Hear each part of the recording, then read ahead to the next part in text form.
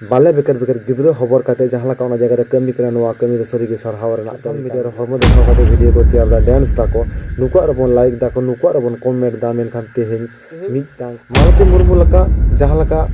ओंडे आया संसार आ गिरी काते आया ओड़ा दुआर ढिलौ काते आई बारचा दुरनी गिद्रो बाले मिटांग गिद्रो नुई खबर काते तेहेन आई जहां लका ना कमी होराय साब आकादा तेहेन जहां लका ना कमी होरा रे लहा कानाय नुआर दो सरीगे आबो पाहाटा खन अड़ी साई साई सरहाव ताहेन काना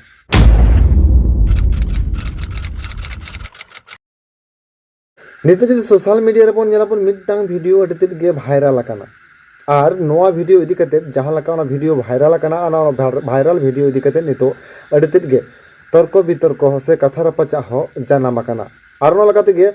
जहां अब बन नेल आकादा ओना सोशल मीडिया तलाते मालती मुर्मुआ जहां वीडियो नोआ वीडियो इदी कते नितो जहां लका तर्क बितर्क तैयार आकाना जहां लका नितो कथा रपचा तैयार आकाना नोआ इदी कते गेति हिना नोआ वीडियो रे बन गालज गापल मरो तमन खान तहब रसनाम गे सगुन अतंग दाराम तमन खान कয়েক दिन मानांग खना जहां लका सोशल मीडिया रे अब जदि बन नेलाबन जे ओना वीडियो नितो अडितिर गे भाइरल आकाना जहां वीडियो तो आपे नितो मिद झलक चलो ऑन स्क्रीन रे नेल ताबन पे আমরা পড়াশোনা করব আমরা বড় বড় অফিসার হব চাকরি করবি কে ইঞ্জিনিয়ার কে ডাক্তার হবি হবে তো ম্যাডাম ভালো আছেন? হ্যাঁ ভালো আছি। এটা প্রণাম করব আপনাকে।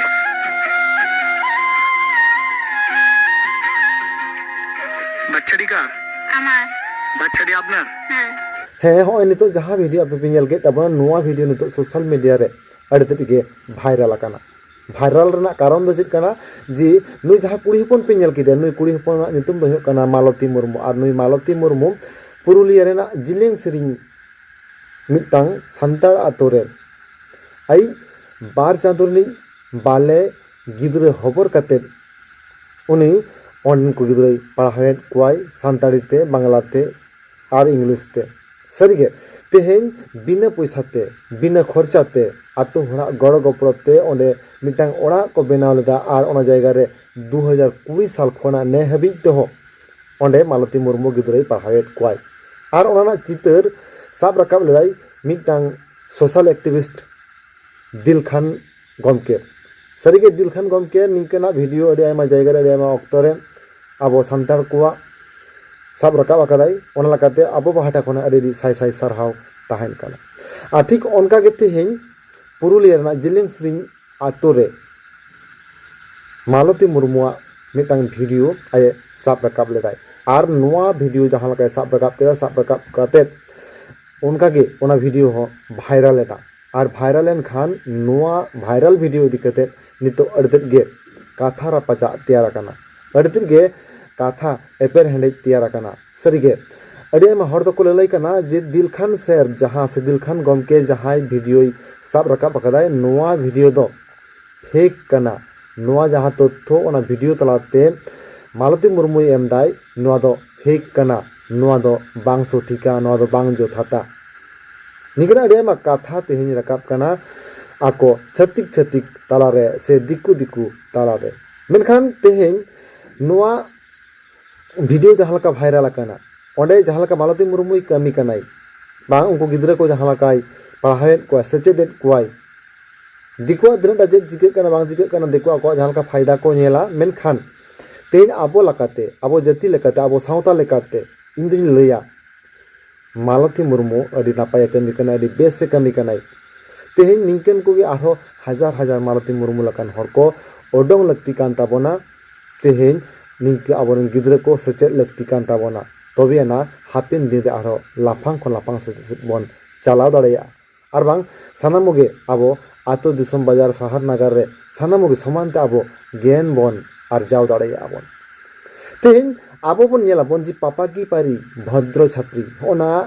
वीडियो नितो सोशल मीडिया रे अडिते गे ओना हो भाइरल लेना मेनखान भाइरल लेन रहो ओना वीडियो अडिते को शेयर ताबन तेही अडिते को ओना वीडियो दिखते अड़ी आयमा हर गे वीडियो को तैयार तेही मेनखान तेहेन दुख बुझा तेहेन कष्ट बुझा सोशल मीडिया तलारे जखन खान के मालती मुर्मुआ वीडियो भाइरल एन तया नोआ दिखते नेहबिज तो आबोरेन जहां कंटेंट क्रिएटर को मेना कोआ यूट्यूबर को मेना कोआ नुको को नोआ वीडियो दिखते नेहबिज तो इनके बांग को डिस्कस करा इनके वीडियो बांग को भाइरल आकादा से नवा वीडियो इदी कते आको हो कंटेंट दो बांको तैयार आकादा को सारिगे नवा को नेल कते अड़ी दुख बुझक कना तेहेन सांताड़ गे सांताड़ तेहेन बाय सपोर्ट मियाय निये कथा जहां लका मेना नवा कथा तेहेन आरो दोहरा करते हजु करा ये सांताड़ गे सांताड़ आम दो बाय सपोर्ट मियाय मेनखान तेहेन जहां नवा वीडियो भाइरल कना नवा वीडियो इदी कते तेहेन अड़ी आयमा गालोज गपाल माराव नवा वीडियो इदी कते तेहेन अड़ी आयमा कथा रापाच तर्क बितर्क सिरजो कान रहो तेहेन मालती मुर्मू लका जहां लका ओंडे आया संसार आड़ा गिरी कते आया ओड़ा दुआर ढिलाव कते आई बारचादुली गिद्रे बाले मिटन गिद्रे नुई हबर कते तेहेन आज जहां लकाना कमी होराय साब आकादा तेहेन जहां लकाना कमी होरा रे लहा आकानाय नुआर दो सरीगे आबो पाहाटा खन अड़ी साय साय सरहाव ताहेन कना तो बखान तेहेन आबो सोशल मीडिया रे बोन नेला कादा बोन अड़ी आयमा अक्तर अड़ी आयमा समय रे सांताड़ को होयो दिकु को होयो जाहे को होयो आको रील्स वीडियो को तैयार दाको तेहेन आको हरमो हिलाव कते रील्स वीडियो को तैयार दाको और ओना रील्स वीडियो रे आबो हजार हजार लाइक बन एमा काना हजार हजार कमेंट बन एमा काना बोन मेनखान तेहेन मालती मुर्मुआ वीडियो रे लाइक बांग बन एमा काना बांग बन शेयर दाबन और बांग तेहेन ओना वीडियो रे कमेंट हो बांग नेलो काना उनका लेका आबो सांताड़ हपन कुआ मेनखान तेहेन निंकेना अवस्था आबो को तला रे चेदा तेहेन सांताड़ और सांताड़ होई कते तेहेन मिटांग सांताड़ तिल्ला हपन बांग बन सपोर्टे काना बोन ताहले कि आबो तेहेन ओना दिकु को तलार जहां लका तर्क बितर्क एपर हनै तैयार कान तो कथा रापाचा जहां लका तैयार कान तको नोंका कि आबो हो चै काना बोन आबो को तलार कथा रापाचा होय चुनी बांग तेहेन जहां लका मालती मुर्मू ओंडे कमी कानाय आया ओड़ा संसार बगी कते आया घारज बगी कते आई बाले बेकर बेकर गिद्रा खबर कते जहां लका ओना जगह रे कमी कना नवा कमी रे सरीगे सरहाव रेना कमी कान गिया तेहेन आबो अडेमा छपरी को बन सपोर्ट को अडेमा जहां छपरी को मिटांग अक्तर मिटांग समय जहां लका भाइरल काना उनको आबो जहां लका बन सपोर्टेड को ठीक उनका गे तेहेन निंका आबो सावता लगी आबो समाज लगी जहां को कमी काना को नुको हो सपोर्ट दरकार कान ताबोना नुको हो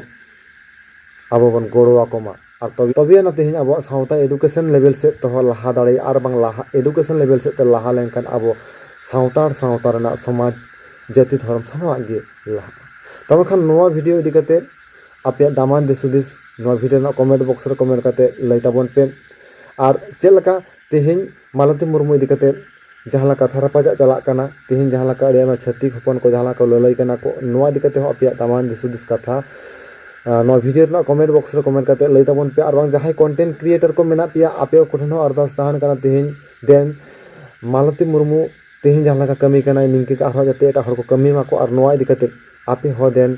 कंटेंट तैयार ताबन पे और मालती मुर्मू तेहेन जस्ती खन जस्ती आरो बन हाईलाइट याबन और तेहेन जहां छपरी को